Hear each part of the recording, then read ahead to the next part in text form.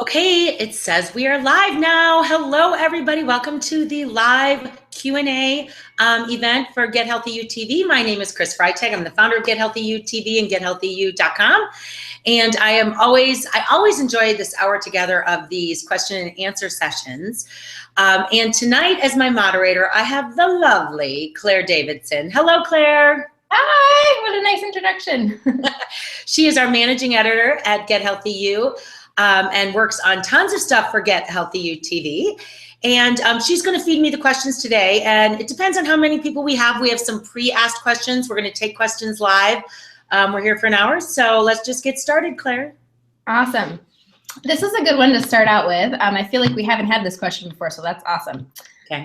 Norma asks, I'd like to start going to the gym, but I'm kind of scared of breaking some unwritten rules or not knowing proper gym etiquette. Do you have any tips for getting started? So, it's kind of funny because it depends on how long you haven't been at the gym. I had a friend who started exercising about 10 years ago, and she was in her mid-50s. And she said to me when she started exercising, she said, you know what my biggest fear was? And I said, what? And she said, I had no idea what to wear to the gym. She said, I hadn't been to the gym since I was in my 20s. Now I'm in my 50s. Like, I don't know what you're supposed to wear. That was her biggest fear, her unwritten rule of like, what are you supposed to wear? But I mean, today I'm not quite sure what you mean by unwritten rules. Like, and you mentioned the word etiquette, like, what are you supposed to do when you get to the gym, Norma? I'm not sure exactly what you want, but they're really, you can't really go wrong. First of all, what I want to say is most people at the gym are, and not that they're self-absorbed, but they're pretty concerned with themselves. Like they're thinking about what's in their gym bag and getting to their gym locker and what class they're taking or what they're going to do at the gym. And they're concerned with making sure they lock their locker and they've got their water bottle. I mean, there isn't a whole lot that I can say that people are going to be focusing on you. But of course, you want to be dressed for the gym. You want to have gym tennis shoes on. You want to be mindful of other people around you. And do you think I'm answering this right, Claire? Do you think that's what she means by etiquette? Yeah, I think so. I feel like a lot of people are just intimidated by a gym atmosphere. One thing I'll say is I think everyone kind of wipes down their machine after using. That might be kind of uncomfortable if you get really sweaty on your machine. Yeah, I mean, of course, always be mindful. Like I always think people should clean up after themselves and clean their machine and do that kind of thing. So hopefully that helps. I would just say don't be intimidated because back to what I said earlier is most people are concerned with themselves and not with the people around them. Like they're not going to be looking at you, hopefully. They're less, and it's kind of a no judgment zone. At least I feel that way. It depends on what time of day you're there, but by the way, everybody, Roxy is I've given her 2 different bones. She's being awfully picky today. She put her nose up to both bones because I think she knows I'm busy right now. And I see one of them on the floor over there. So hopefully she'll stop barking. She knows that you have something to do. Right. So she's, yeah. Awesome. Okay. So Carrie's question, Carrie asks, my goal is to get rid of fat and increase muscle. What types of workouts should I be focusing on? How often should I train the upper body, lower body, and total body? Okay, so let's talk about building muscle and losing fat. So first of all, what kind of workouts should you be doing? I am such a big fan, and you guys know who are members of Get Healthy UTV, of the combination of cardio and strength together in the same workout. And I'll tell you why. First of all, as life gets busy, most of us don't have time to go to the gym and say, or do my cardio workout separately and then do my strength workout. We either get bored or distracted or something comes up and we don't get them all in. And I talk to a lot of women who say they do one or the other, but not both. So when you put them both into the same workout, you can work all your muscle groups. You can get your heart rate up because of repetition and intensity. So you're getting that cardiovascular exercise as well as building muscle. Roxy, get over here. She is begging to go outside. You know what? I'm just going to carry my computer with me. I really apologize, everybody, but this is super annoying. So I'm just going to let her outside. You are so naughty today, silly girl. Out you go. We're walking through my house right now. Here we go. Okay, there she is. Sorry about that. Okay, so burning fat, cardiovascular activity is very good for burning fat because it gets your heart rate up and burns a lot of calories. And calories in, calories out is very, very oversimplified. That's for sure. It's very oversimplified, but there is some merit to it. You do need to burn off more calories than you take in order to lose body fat. And we could talk all day long about fat as fuel versus converted sugars as fuel, and that would take me the whole hour. But we have a really great article on GetHealthyU.com about the fat burning zone and what it really is. And if it's means anything, hint, hint, it really doesn't. So it's just about getting your heart rate up and burning off calories. And then strength training is how you build the muscle. So as you're shedding the fat, you build the muscle, and you can see the muscle underneath. I always joke, like, if you have a lot of upholstery, AKA body fat, then you can't see the lovely muscles that you're sculpting. To answer the question about which muscle group should you do, each day or how often, when I started training in my 20s, I was doing like leg day, then arm day, then, core day, then whatever. And I did a lot of that split muscle group stuff, but that was back in the day when group fitness classes were just aerobic. It was just go up and down on your step or do some high-low dance class. So we only did our weights with machines when machines first came into gyms. Like, that was what women did. So that was kind of a way of training birthed out of the bodybuilding world. But today, quite frankly, people aren't even using a lot of the gym machines anymore. They're using hand weights and medicine balls and resistance bands and, all different kinds of stuff. And the rule of thumb nowadays is just total body train. At least that's what I do. I don't say it's leg day or it's arm day as often as I just say, use all my major muscle groups. And I try to do that at least with weights 3 days a week. Okay, at least with weights. Then I do, body weight stuff, and I do some plain cardio, and I do some power walking. So I hope that helped you kind of formulate it. Do go to GetHealthyU.com and look at some of the great articles we have about that. Definitely. I'm always learning about that, and we're always writing new content about that. So definitely check it out. Samantha asks, hi, Chris. I try to watch my sodium. I use pink Himalayan salt, but is one salt any better than another? Well, that's a good question. Sea salt and pink Himalayan salt are really good for your body. I don't have all the details on the difference between table salt and Himalayan and sea salt, but there are some properties that are touted about these types of salts. Also, sea salt and Himalayan salt give you a saltier taste for less sodium content. Does that make sense? So you don't have to salt it as much on your food. And so you're delivering less sodium to the body, but you're still getting that really good salty taste. So I'm a huge fan. I have actually sitting across my kitchen right now. I'm at home tonight. I couldn't make it to the office with everything else going on today. And I have a block of pink Himalayan salt just sitting right over there with a shaver. I love to shave it. I don't know why. There's something satisfying about it. Love it. And it's so pretty. It is pretty. Yeah. Okay, Tracy asked, do you have a favorite brand of kombucha? I've recently started drinking it and find there are so many to choose from, and should I drink it every day? It is, there are so many brands, and we have a lot of local brands here in Minnesota. I really love, is it GTS, Claire? Is that the one we love? I think so, yeah, GT, yeah. I can look in my, I'm going to grab one. I have one right here. Hold on, everybody. We are always drinking them at the office. We're always drinking it. Okay, I just got this out of my fridge. This is GTS Synergy. This is the brand that I like the best. I love the flavors. My favorite flavors are guava, multi-greens. The multi-greens looks gross, but it is delicious. This is gingerberry. So this is my favorite brand, but we've tried in the office, and I have just personally tried a bunch of local brands in Minnesota, local brewers, and they're good. So I think you kind of have to taste different flavors. There's Kavita. Kavita is a really popular one, and I like that one too. And we have a restaurant right near our office that has, get this, kombucha on tap. And I love their kombucha. So to answer your question of can you drink it every day? Yes, you can. It's a fermented food, okay? So getting, now you wouldn't want to, eat like 50 different foods in a day, or that might be too much. God bless you, Claire. Sorry. But fermented foods are really good for your gut health, and the bacteria, the flora in your gut. So drinking one kombucha a day would not be too much. I don't know, I probably drink like 5 a week, because I bet like about 4 to 5 days, at least a week, I drink a kombucha. Sometimes I don't have access to one, but I really like to drink it in the afternoon. And again, it's good for your gut. So I wouldn't drink more than one, but one is not bad. Awesome. Okay, Barb has a question about sweat. Barb said, I tend to break out in the sweat much more after my workout is over rather during my workout. Why could that be? That happens a lot. Like I noticed today I was doing kickboxing, and I was, starting to sweat a little bit. And then when I stopped moving, it was just like it poured out of my body. It has a lot to do with your body systems. Also, when you're moving a lot, the sweat is evaporating as you're moving. And that's what, because sweat comes out from the pores and then it evaporates. And once you stop moving, it just kind of sits on your skin. There's really no bad reason for it. As a matter of fact, I love it. It makes me feel like I'm getting a good afterburn. Like all of a sudden the sweat pours out and I'm like, whoo, that feels good. So there's nothing wrong with it. Mostly probably it's the lack of movement. Like you stop moving and then the sweat kind of pours out. Love it. We're getting some really interesting, awesome questions. You know, different ones. I love it. Fun.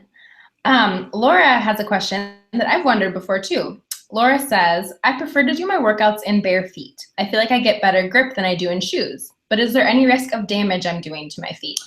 Gosh, you know what? I think that's awesome. I mean, barefoot workouts are really good for you. Your feet have a quarter of the bones in your body are in your feet. 52 of the 200, I think it's 206 or 52. I think I don't know. It's about 206 bones in your body, but 52 of them are in your feet. And then there's all those ligaments and joints. And feet are like so important to everything starts from the ground up. So if you can strengthen your feet, I say go for it. Most Pilates classes, yoga classes, many dance classes are done in bare feet. And quite frankly, I did a couple dance classes in my bare feet and I could not walk the next day. Like my feet were so sore and like almost like bruised because my feet aren't used to that. So it's a really good thing to ease into. Now, the only thing I would say is like, you don't want to walk around the gym barefoot. First of all, on the main gym floor, they probably wouldn't allow it.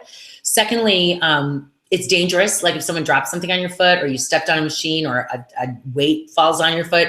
So I guess you have to be careful of that. And if you have any problem with fallen arches, maybe being barefoot would not be the best idea for you if you have plantar fasciitis. But, you know, dancers have really strong feet. So I would say go for it.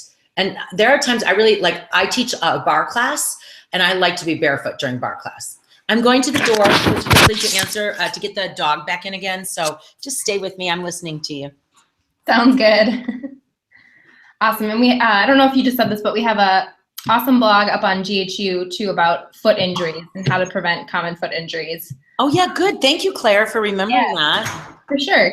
A lot can go wrong, but a lot can go right too. So it's all good. Our next question is from Nicole, and Nicole says, I'm overweight and haven't had a steady exercise routine in years. I'm so out of shape, I don't even know how to start exercising. I want something that I won't give up because it's too hard. Can you help me? Yes. Okay. That's a really good question. I'm glad we're talking about this. I had another email come in to me today to our website, and it was a local lady who said, I'm a Get Healthy UTV member, but I also belong to the health club you teach at, and I want to come to your class, but I'm scared. So, and she said she was classified herself as overweight, not as shape. So she was scared in the sense that, you know, it might be too hard. So here's my advice. You know, I know that it's really sexy to say like, go hard, build muscle, sweat your butt off, you know, do 1,000 squats. And that all sounds really great, right? But quite frankly, it scares people away. And that is not how I would ever recommend getting started. Start with baby steps. Nobody loves to be in pain, right? Get rid of the no pain, no gain. So if you haven't exercised in years, start by doing something where you say, okay, like I'm going to walk on the treadmill for 20 minutes, or I'm going to go out for a walk, see how your legs feel. If you've done that and that doesn't feel too bad, then maybe start with some strength training. You're going to do like on Get Healthy UTV, we have a bunch of beginner 10-minute workouts. The program's called Move to Lose. Excuse me. So you could start with maybe one of the lower body or the upper body, see how you feel, maybe add in one of the 10-minute cores, see how you feel, and build your way up. And maybe exercise like the first week, try it 3 days a week. And then if that feels good, maybe the next week you add an extra day and you add a little extra time, but let your muscles ease into it. The one thing I would say, and I don't know your age, but when you haven't exercised in years, your joints need to acclimate. So if somebody goes, I'm just going to go run a 5K, or I'm going to do 150 squats. I mean, not only are your muscles going to be sore, but your joints might not tolerate that amount of activity to start. So just do something easy and ease into it. I always tell people if they feel like I'm really overweight and I need to lose weight, start by in the kitchen, meaning eat a little healthier, and start with movement. Don't even call it exercise. Just move your body more. Be aware of like, am I getting my steps in? Am I picking heavy stuff up off the floor? Am I doing short little workouts? And then work your way up. I promise you that your gains will be faster than you think. And I'll use an example of one of my sisters who has been getting into exercise lately, but she kind of took many years off, or she starts and stops, and she started walking again. And I remember walking with her like 2 years ago, and she was like, oh my God, I can't do this, and I'm so sore. And she said to me, geez, I've been walking a lot now, and I'm like up to several miles, and it feels great. Like, she used the word great. So just really ease into it so that you don't, to your point, don't quit. You know, because when anyone does anything too hard, I mean, let's face it, after a couple of days, you might be euphoric at first, but after a couple of days, you're like, screw this. So take it easy. That's awesome. Great advice. All right, we've got an awesome question. Kind of goes back to one of our newsletters earlier this week. So I thought you might find it a good one to ask. Dawn wants to know, what's the most unhealthy thing you've ever eaten? I need to know you're human like the rest of us. Oh my God.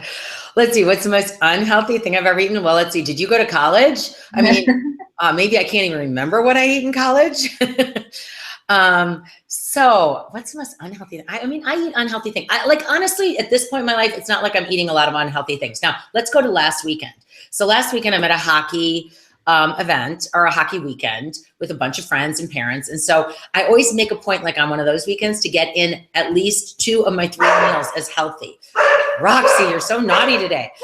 So I get 2 to 3 of my meals in as healthy, meaning I seeked out a good breakfast. I got a good salad with healthy protein and fat for lunch. But then for dinner, let's see, nachos, French fries, flatbread pizza. I'm trying to think of what else was shared among the group. And so those were really my choices. So I try to be careful with not overeating it, picking and choosing the worst of the worst, if you will, but I eat those things. I'll eat a cookie or 2 or 3. I love ice cream. I love dessert. I mean, I'm human. What's the most unhealthy thing? I don't know. I mean, back in the day, I ate a lot of McDonald's, and I got to tell you, that's got to be super freaking unhealthy for me.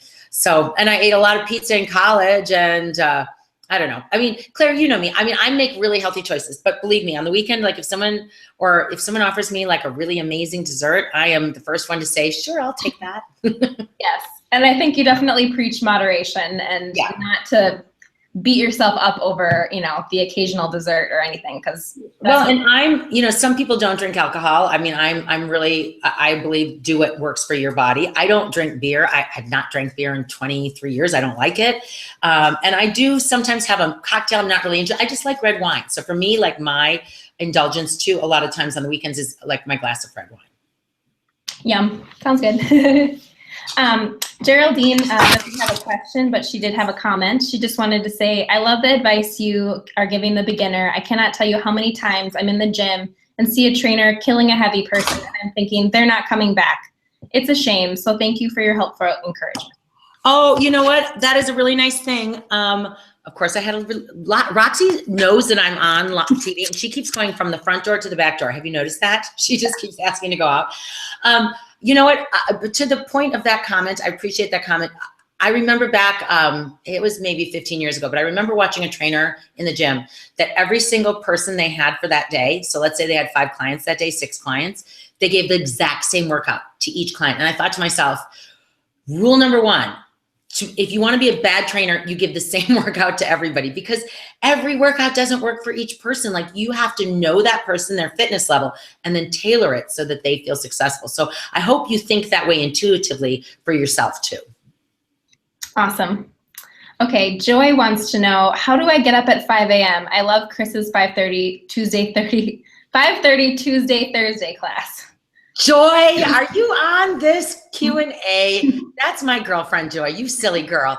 She always says she's going to come to 5:30 a.m. class, and she did come once a week or 2 ago. So you silly girl, how can you get out of bed? Set 2 alarms like I do. I tell you all the time. I set my alarm next to my bed and my alarm in the bathroom to get me out of bed. By the way, Joy is my walking partner on weekends, when I am not traveling all the time for hockey games. So we'll get back on our walking schedule, Joy, not so early in the morning on the weekends. Fun. Okay, Angela has a question. Angela says, hello, I know you hear this all the time, but I exercise and eat healthy.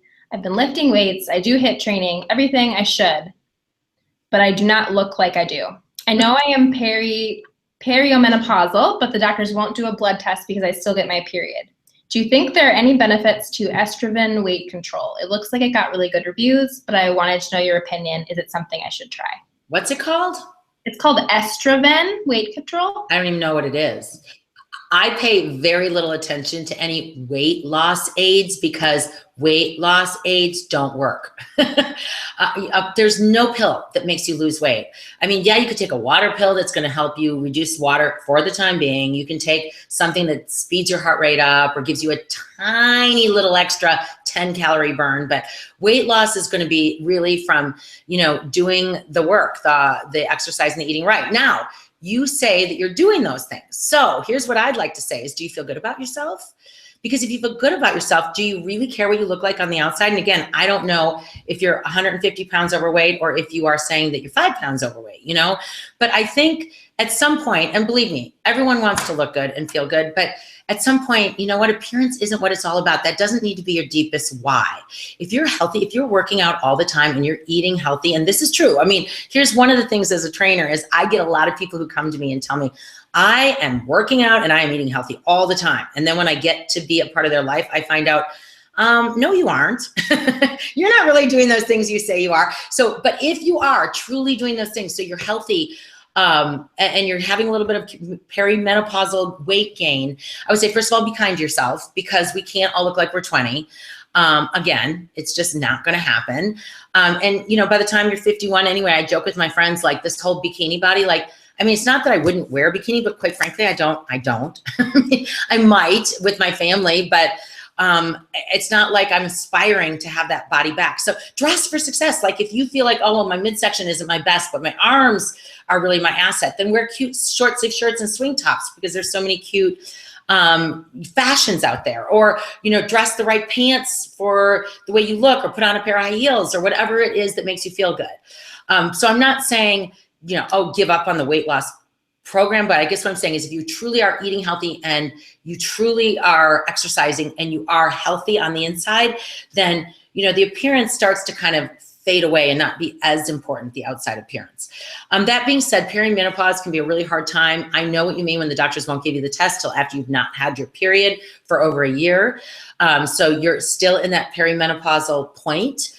And things do change because the stress hormone cortisol and insulin, if you have a lot of sugar in your bloodstream, can cause a lot of belly fat gain. So really be honest about your diet. If you feel like you're eating any kinds of foods that turn to sugar in your body, and that would be any kind of white carb, any kind of processed carb, any kind of junk food or really over fried fatty foods, those are going to turn to like sugar in your system, and those are going to create higher blood sugar problem, which then can contribute to belly fat. I could keep talking about this subject, but I want you to have the confidence, like we talk all the time, Claire, about quitting the body shaming, because when you stop the body shaming, you just start dressing for success and feeling good about yourself. You really do start to look different to other people. Mm-hmm. Definitely, 100%. Linda has a great question. She wants to know about how serving sizes are calculated. She says, in my mind, for the average person may be a 125-pound person. So should a smaller person in weight adjust the serving sizes for food and supplements? I'm a middle-aged, petite, small-framed woman, and I wonder if my serving sizes should be the same or less than what is often printed on the labels. Really good question. Those serving sizes are typically determined by food companies and the FDA. There's really not that much rhyme or reason to it. I mean, nobody came and said a cup of this is what you should eat. It's based on a lot of different statistics. So yeah, if you're a smaller person, your metabolic rate, the calories that you burn every day to stay alive, are going to be less than somebody who is a bigger boned or a bigger, heavier person. I look at it like when my husband and I do the same workout, and he looks down and he's burned 850 calories and I burn 400 calories. And I'm like, but that's because he's a bigger person. So the energy combustion that happens in a bigger body is going to be more. Therefore, you might need to take in a little less energy. Another word for energy is calories. So serving sizes are fairly personal, but here's the other thing that's interesting too, is I love that you're paying attention to serving sizes, because a lot of people don't. They pick something up and they go, oh, okay, I'm just gonna eat this whole thing. And then you look at the back of it and it goes, oh, that's 3 servings. And you're like, holy cow, I just ate 3 servings. 3 times however many calories, you're actually intaking more than you think. So I always tell people to say, does your serving size and your portion match up? Your portion is what you choose to eat. Your serving size is what's written on the back of the package or what you're told is the normal serving size. So sometimes our eyes are bigger than we think and we eat too big of portions. But to your point, being a small, petite, middle-aged woman, maybe you need to eat a little less. Of course, you don't want to be starving. So you have to also use your intuitive. I'm a big believer in intuitive eating. We have a course coming out, Claire, you know, that is going to be available for sale. It's going to be a 7-week course that we're going to do together. And it's pretty intense, which is why it's literally taking me a year to get this thing on paper and video. But it is all about mindset, meals, and movement. And we're going to cover all that information about calories and intuitive eating, like just eating till you're full and knowing how much is enough and what type of foods you should be eating and all that good stuff. So I hope you guys will be interested in that when it comes out. We're very excited. We are. Yes. Our next question is from Stephanie. And Stephanie asks, what are your thoughts on daily intermittent fasting while eating a healthy whole food diet? So it depends on how you classify intermittent fasting. Like, so for instance, for a lot of people, if you don't eat after like 7 p.m., let's just say, like you come home, there are some nights when I come home and I eat dinner early and I really don't eat after like 7. I eat my dinner, I might have a snack, and then I'm not really that hungry. So I don't eat till the next morning. That might be classified as intermittent fasting because I went like 10 hours without food. However, during the day, I'm not a big believer. Well, I'm actually not a believer at all in intermittent fasting throughout the day. You want to keep your blood sugar steady. That's what's really important. Remember what I said earlier about cortisol and insulin. And if you have too much sugar in your bloodstream, especially your insulin starts going crazy. It's trying to get rid of the sugar in your bloodstream. If you can't get rid of all the sugar, insulin is another word is called the fat storing hormone. It'll just store that extra sugar as fat.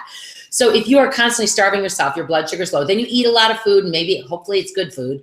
But if you eat food that's got any kind of white carbs in it, or that isn't necessarily the greatest choices, and because you're hungry and now your blood sugar goes up and then you let it go down and then you let it go up, you're really not doing yourself any favors. It's really good to keep a steady blood sugar. It's going to keep you from getting starving. And when people are starving, and I know that as like when I am starving, I'm almost willing to eat anything, which again compromises your goals. It doesn't keep you as alert, doesn't keep your brain functioning as well. So you're really better off eating like throughout the day. I'll eat breakfast. Sometimes I'll have a morning snack. Not usually, because typically I'll eat something like at 5 in the morning, right before my workout. If I'm working out early, maybe like a banana, then I work out, then I have my breakfast, then I have a good lunch, then I always have like an afternoon snack, then I have dinner, and then I usually have another snack. And I just kind of keep it steady like that. So it's really about blood sugar with intermittent fasting. So that's why I'm not a big fan. Yeah, we've gotten a couple questions on that, it looks like. So good topic. And we have a blog on that, of course, that Get Healthy. Of course we do. Intermittent fasting. So that's awesome. Okay, Wendy wants to know, do you have any advice on the Apple Watches? I'm a runner and need GPS. Aha, okay. Well, I am wearing my Apple Watch right here. Let's see, how did I do for today? Oh, low power, that drives me crazy. I hate when it runs out. I filled all my activity rings, can you see? But I don't know about GPS on the watches. Did they add GPS recently? Because there was no GPS when I bought my watch. Roxy's going crazy, I gotta let her in. So I don't know about Apple Watch being great for runners. However, I have not done my research on the new version of the Apple Watch, so I don't know if the GPS is available. The heart rate monitor on an Apple Watch is good when you are running or walking, but it's not so good when you're weightlifting. Because for some reason, I don't know if it's just not tight enough, but when I'm moving my arms, it doesn't give me as good of a heart rate as when I'm going like this. And just moving in like forward, walking or running. That being said, when you're talking about GPS, Wendy, there are some awesome running watches out there. Garmin makes amazing ones, and so does Polar. So I would, if I were like a true heavy duty runner and I wanted my GPS, and I wanted my exact calorie burn and my heart rate, I would definitely go, well, my first choice would be, well, I guess I use Polar for heart rate, but I've heard better things about the Garmin GPS. So I would check those out because I'm really not sure that an Apple Watch does GPS. I could be wrong. Awesome. Molly wants to know, what are some good ways to stay motivated to get that workout in each week? If I work out when? What are some good ways to stay motivated to get your workout in each week? Okay. Do you know, I mean, honestly, you guys, I have to show you Roxy. She is being so naughty. Now she scratches the door. Can I get her right here? Look at Roxy. Tell everybody why you're acting so naughty. See her at the door? She's been to that door like 6 times. I am ready to get you, girl. Out she goes again for no reason. Are you going out? I've got a question to answer. Oh, now you're not. Oh my gosh. All right. Should I have gotten a babysitter, for goodness sake? Okay. Say that again. So it's about what? I'm sorry. My menopausal brain is. No worries. Just wondering about, Molly wants to know some good ways to stay motivated to work out each week. Okay, first of all, you've got to schedule it like an appointment. You have to schedule it like an appointment. I tell people this all the time. You cannot say, I'm going to work out later, or I'm going to work out on Tuesday, or I'm going to work out on Wednesday, because it'll never happen.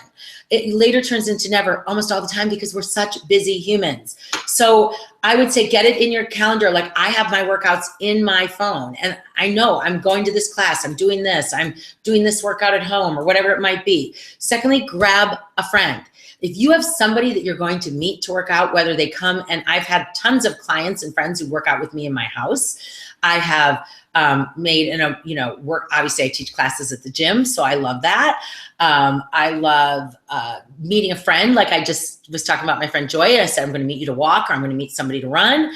And those keep me really motivated because I know I've made this appointment. I'm not going to miss it. Some other things you can do is really send yourself like really motivating messages. I tell people, like, print out really important mantras that mean something to you, post them on your bathroom mirror and in your office, and things that remind you not to quit, not to give up, not to go back on your word. Those are my favorite ways to stay motivated. And plus, if you have your clothes ready, or if you have like a really something fun to wear, that makes it fun too. Definitely. All right. We've got a question from Mary. Mary says, I walk on my treadmill, but don't do a lot of cardio, except I now have a gold membership with you. Yay. Yay. And I'm getting into the videos. My question is, how hard should I push? I'm 57 and I'm sore some of the time, but I want to know if that's okay. I feel better, but after 40 minutes, I'm kind of tired. Okay. So 2 different things to talk about. First of all, strength training. So how do you know if it's enough? With strength training, you want to pick a set of weights that you can do a good 15 repetitions. And by the time you're done with number 15, you're thinking, oh my gosh, I can barely lift another. You want to feel that fatigue, not pain, fatigue. Okay, so if you're reaching that fatigue point, then your muscles will be sore the next day or a couple days after. Let them recover, feed them protein, drink a lot of water, and then use your muscles again. So that's kind of the rule of thumb with muscles. With heart rate, what you want to feel, I tell my classes, and I tell all of you on Get Healthy UTV, that for a basic cardio workout, you want it, like if you're just going to go out for a run, you're going to do a kickboxing workout or a dance workout, you want it to be comfortably hard. So what that means is you are no longer breathing through your nose, you're breathing through your mouth. So you can't do a cardio workout and breathe like this. You can't. I mean, that's just not, and you could, but I guess I should never say you can't, but you would not benefit from the calorie burn and or the heart pumping activity, which is good for our heart health. So you want to get to the point where you're breathing through your mouth, and you could talk. I mean, you should be able to utter a sentence or two, but then you have to take a breath. You can't talk incessantly. You have to take a breath. And it's that feeling of kind of euphoria where you think, you know, this is hard, but it's comfortable. I could keep going. And the more fit you get, the bigger that comfortably hard zone gets for you.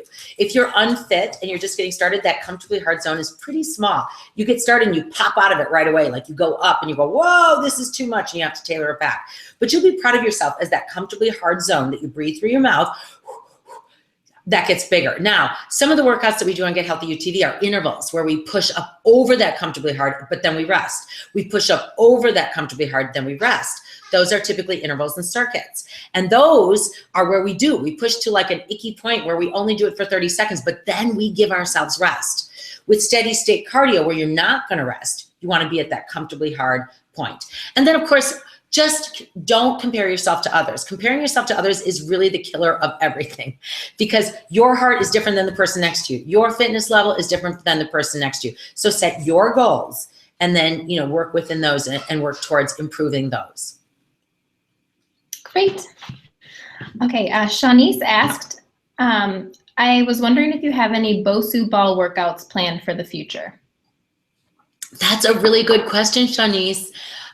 So on the GHUTV Gold workouts, it really gives us the liberty to do whatever we want. And quite frankly, I've already got a list of like 15 different workouts I want to do on Get Healthy UTV, because it really gives us the liberty to bring in a little different equipment. The only thing about Bosu balls is a lot of people don't have them. You know what? I'm going to take a little survey in our Get Healthy UTV Facebook group. If you're not a member of that group yet and you are a member of Get Healthy UTV, please join. It's a really motivating, supportive, engaged group that talks about the workouts, supports each other. And we ask a lot of questions in that group. So I'll ask that group if anyone has a Bosu ball. But that being said, we have planned for our resistance band workout coming up, a medicine ball workout coming up, another stability ball workout coming up. Roxy is now entertaining herself with toys, if you can hear that. And then we've considered adding a step, even doing old school step, which I haven't done in years. I would just love to do an old school step. So we'll have to take a survey and see if many people have a Bosu ball, because I am a huge fan.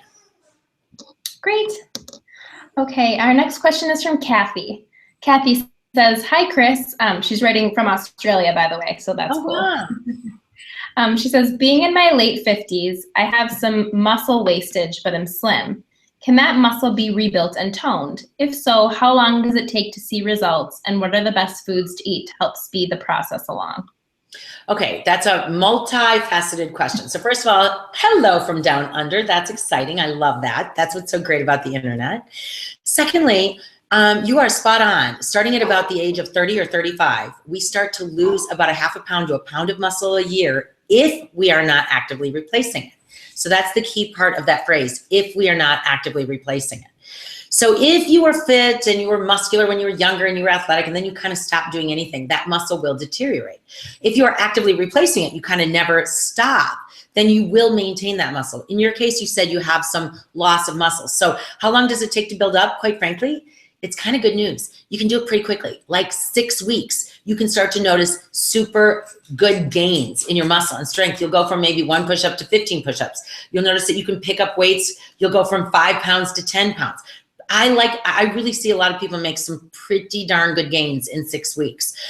There's a book out there called Strong Women Stay Young by Miriam Nelson. She wrote the whole Strong Women Stay Young, Strong Women Stay blah, blah, blah. She has a whole bunch of these books.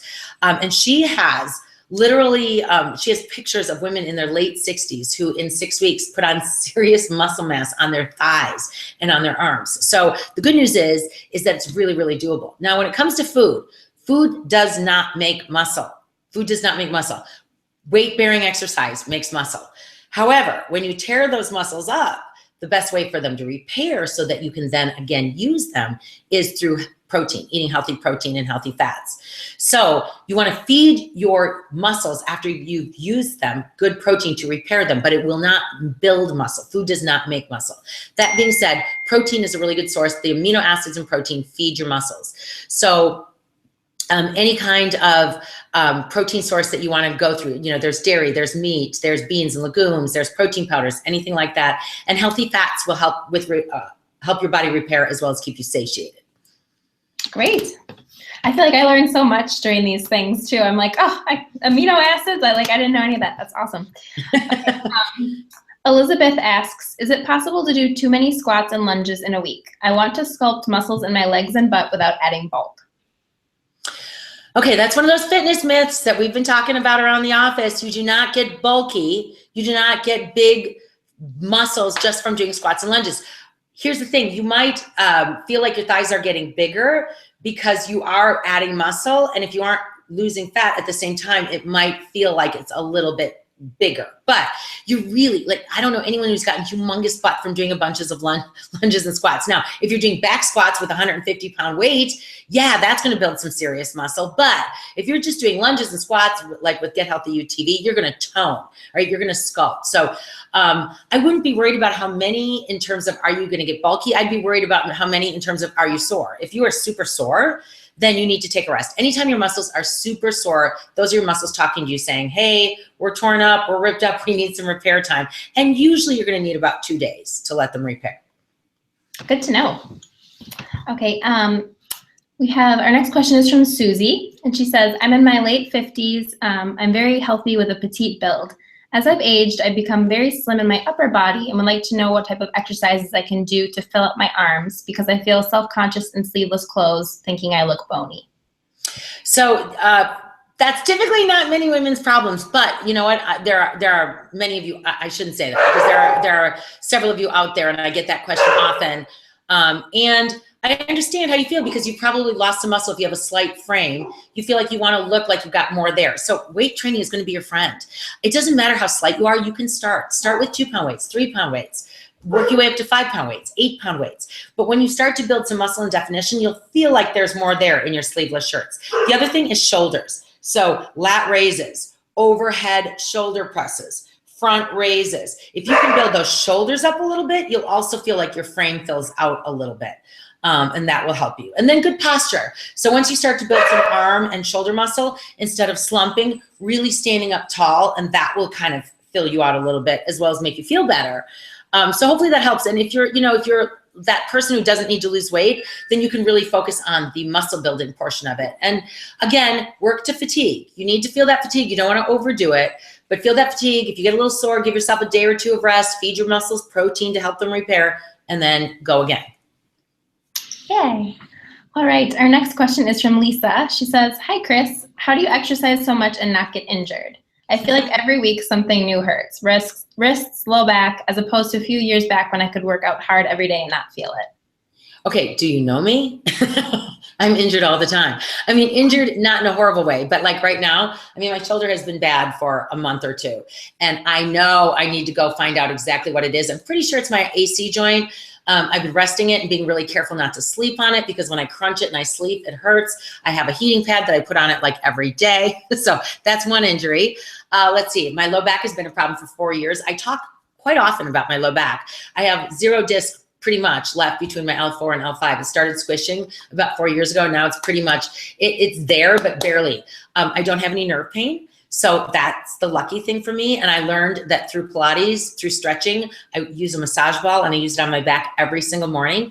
And every single morning, 365, I use a heating pad. So my alarm goes off at 4:30. I get up. The first thing I do is put my heating pad on as I'm getting dressed, brushing my teeth, doing whatever. I wear that heating pad. I keep it on for about 10 minutes. I use a massage ball, massage up my back. And just by doing that regularly, like when I say 365, I really mean it. Even when I travel, I bring my heating pad with me. And that has literally eliminated my back pain. It hurts a little bit, like when I stand up. If I've been sitting for a long time, then when I stand up, my back sometimes hurts a little bit. But once I get moving, because movement is the key to helping with any kinds of stiff joints and so forth, and tight muscles, I've kind of eliminated that. I had a foot issue a couple weeks ago. Claire knows I could barely walk on my foot. I went and got an x-ray because I thought I had arthritis. Come to find out I have no arthritis, but I must have done something to my metatarsal from wearing high heels. Darn it, being old. I'm just kidding. And so after a couple days of rest, that foot got better. And I just told my class, hey, you guys, I have to be really careful with my left foot today. Do you get my point? I mean, I have injuries and they happen. And yes, I never got injured when I was 20. I didn't even get injured when I was 30. I got injured a little bit when I was 40. I'm getting injured more when I'm 50. I mean, it happens. But you keep a positive attitude and I think, gosh, I am so lucky that I'm as strong as I am, that I can move as much as I do, that I enjoy movement, that I can engage with things with my kids and my friends. And so, you know, injuries are going to sideline you the more you pay attention to them. Don't let them go. That's the biggest thing. Don't let your injuries go. But I mean, literally, if you could come over to my house, between my husband and I, we have heating pads, we have cooling pads, we have stretching, we have a foam roller in our bathroom, we have little massage balls in our bathroom. So you got to do a lot of preventative stuff. But yes, I get injured. That was a long answer, but. No, it's awesome. Okay, Sam wants to know, do you use any fitness-specific apps on your phone that you'd recommend? Get Healthy UTV, which is not an app. It's a really good website. We have not taken the app plunge because I guess, to answer your question, Sam, there are so many apps that are so bad. Like I'll get all excited. Someone will say, oh, I have a new fitness app. And I try it out and it's horrible. It barely works and it's not switching screens and blah, blah, blah. So we feel like our website is so well oiled and with our video delivery system, it's working. But that being said, what kind of fitness apps do I like? You know, I don't use a lot. I use my watch. So I use my Apple Watch and I connect to the health app that's on my iPhone as well as my Apple Watch. I use my Polar. Sometimes I connect if I use my Polar heart rate monitor. And I love that. I use a music app that speeds up music and slows it down, which because I'm a fitness instructor, I like to be able to do that with my music. And I also like to be able to do that like when I'm out for a walk or a run. And that one is called Power Music 1.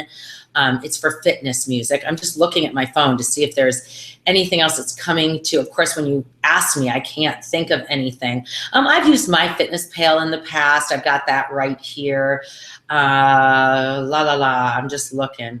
But no, I don't use as many fitness apps because I love to use my watch. I love to monitor my heart rate and my steps. And then I pretty much just love to do my group workouts. So I'm just looking if there's anything else. I can't think of anything at the moment.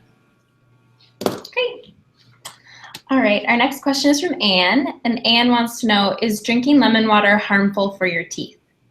That's a question people ask a lot. If you're just drinking lemon water like every so often, no, it's not harmful. And quite frankly, I know people say that lemons harm the enamel. They're very alkaline for your system, which is why they're so good.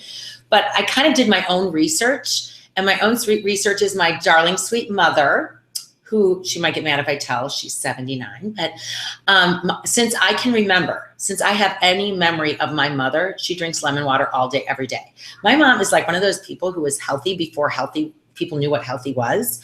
I don't even think she knew she was being healthy, but she's drank lemon water her whole life. Real lemons, a squeeze of lemon, and her teeth are beautiful. So I guess that would be my research, that I don't think that it's going to hurt you. But if you are worried about it, the one thing I recommend is essential oil, and I have it right here because I use essential oil lemon. And the reason I use this essential oil lemon is it's just so easy because all I have to do is drip it in my water, and you want to use it in a glass, not in plastic.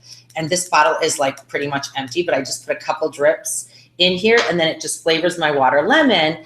And this essential oil will not harm the enamel on your teeth. And it's just easy to travel with. Like I put this in my purse and take it with me. And this brand here is Young Living.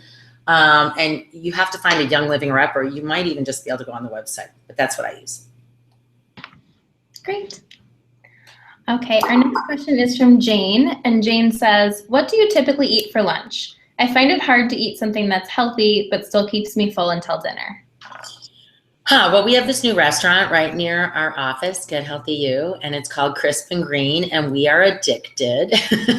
Claire, am I right? Oh my, it's sick. They know all of us. It's horrible. They know us and they know our orders, but it's a salad bar, if you will, but way better. I mean, they make it for you. So they make it as they go down the assembly line. They have preset menu, and then they have a salad bar, and you can put anything you want on it. They have amazing roasted vegetables and fresh farm raised fresh wild caught seared salmon. And they have, everything you can imagine that you'd want on a salad, and they're huge. So that fills me up. I have that some days for lunch. Other days I bring to the office, like today, I brought a big bag of vegetables, raw vegetables, carrots, jicama, cauliflower today, celery.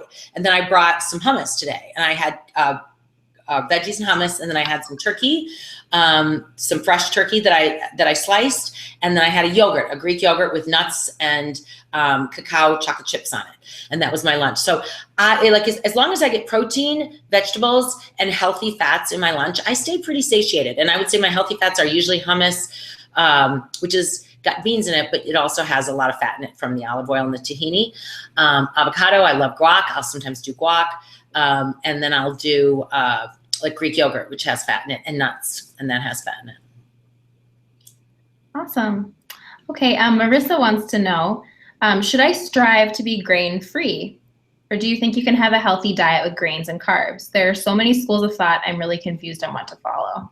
Okay, so gluten intolerance is a real thing. It's become even bigger in today's world because wheat is no longer wheat. If you've read the book Wheat Belly, it's kind of depressing that wheat is no longer ember waves of grain. It's changed.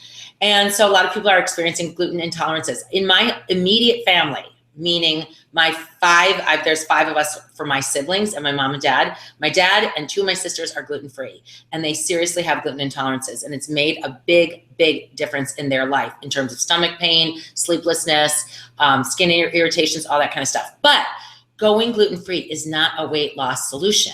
So when I hear people say, I'm going gluten-free to lose weight, it's like that's not a weight loss solution. Now, if you stopped eating a lot of grains and you used to eat a ton of them, like processed grains, yeah, you might lose weight just because you changed your diet, but gluten wasn't the reason that you lost weight. So if you have a gluten intolerance, you pretty much know because you're experiencing lots of discomforts. But if you don't, then, you know, eliminating gluten isn't going to be the answer. But yes, poor carb choices, that's a problem.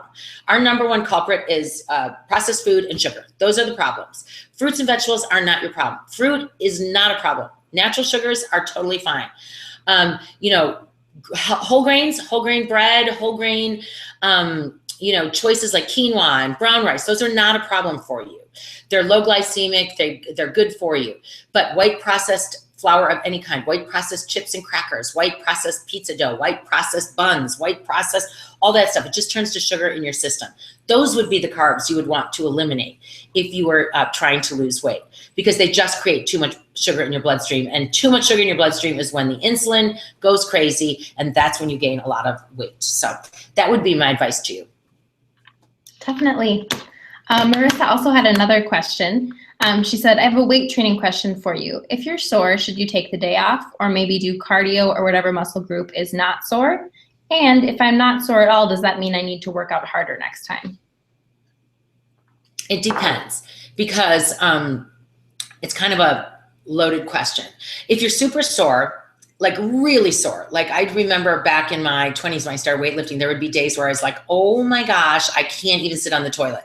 Then no, you don't need to do squats and lunges that day. You need to let those muscles repair. Think of it like letting a scab kind of repair, and then give yourself typically 2 days is typically enough. But if you're lightly sore, then, you know, walking and getting on the treadmill or going out, you know, and playing in the yard or doing whatever you're doing shouldn't be a problem. It's actually good to get the blood flowing and move it through your body if you're just a little sore. And if you're a little sore, you could do a weight workout the next day too if you're just a little sore. It depends on how you classify little. You don't have to be sore for it to be a good workout. I'll use myself as an example. I'm not always sore. Like today, I'm not sore. I'm not. I did a cardio kickboxing workout this morning and a strength training workout. I might feel it in my triceps tomorrow, but I'm not super sore.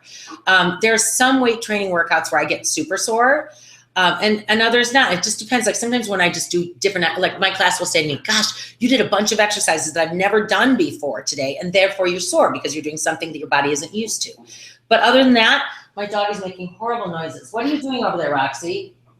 Oh, she's got a bone. Goodness gracious, this dog tonight.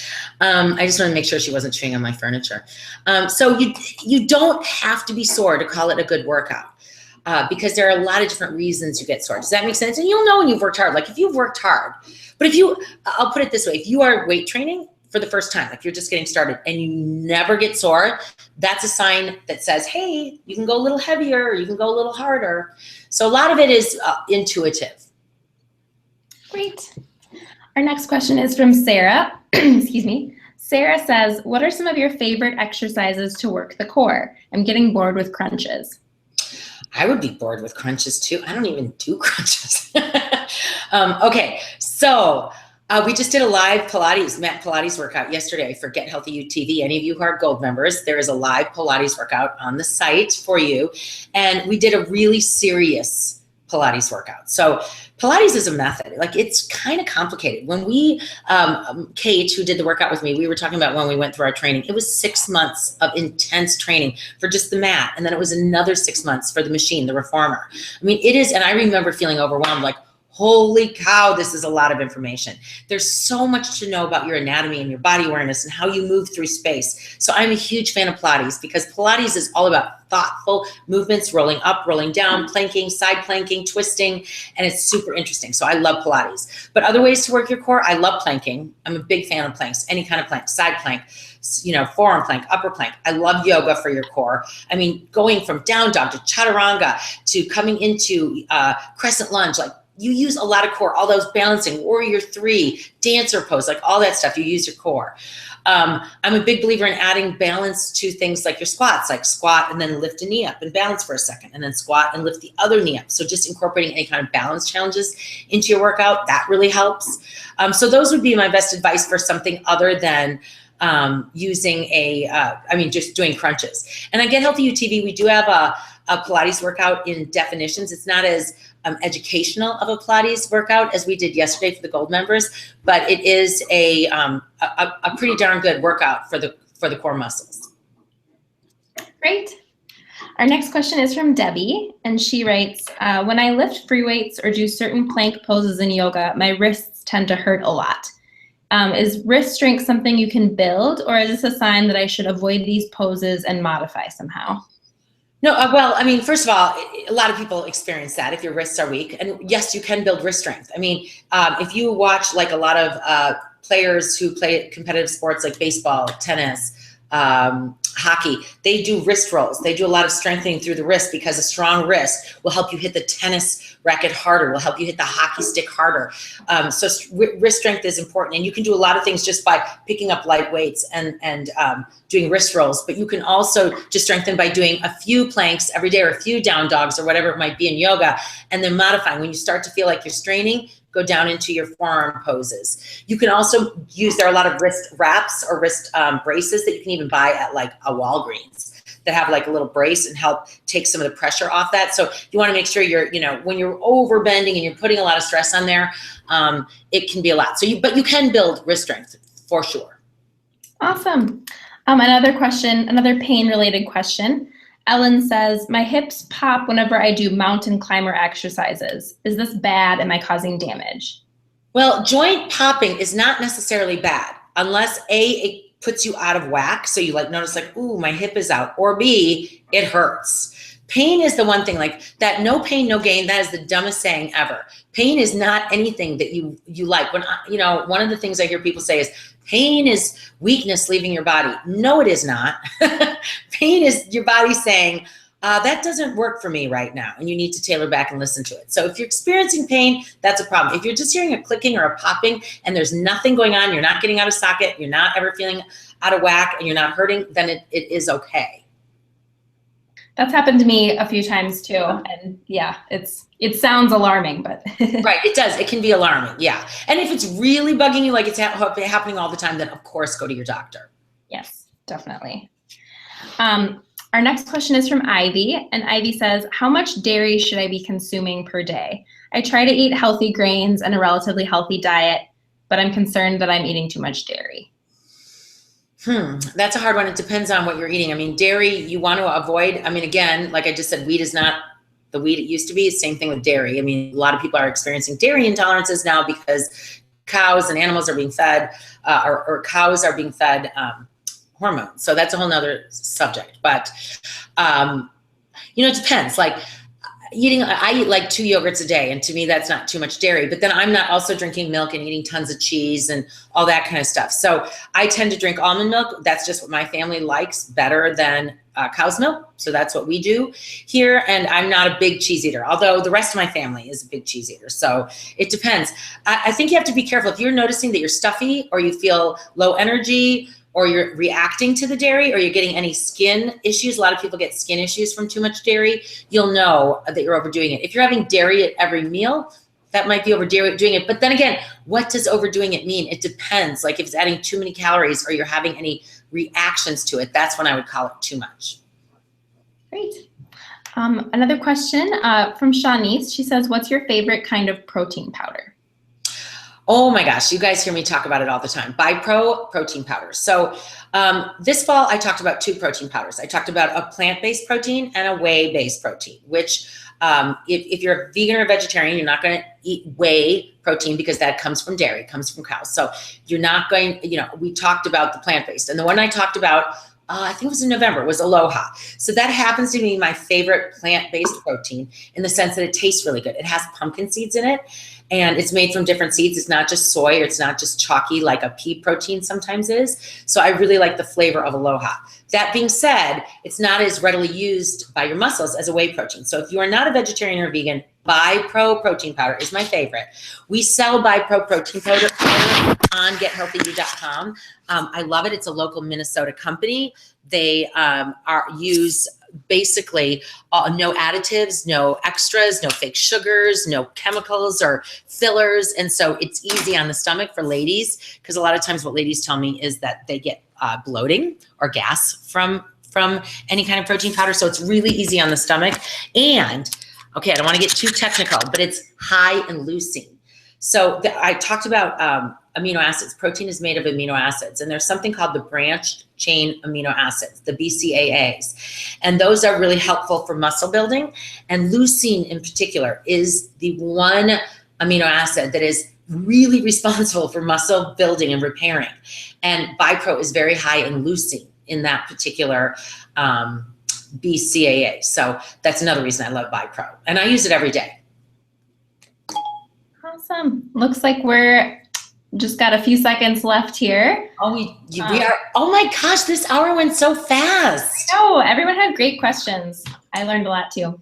I feel like we probably have to go because we need to stay on track. And I just want to say a couple of things right here at the end of the hour. I honestly have not been looking at the clock, so I didn't even know it was 8 or 8 Central.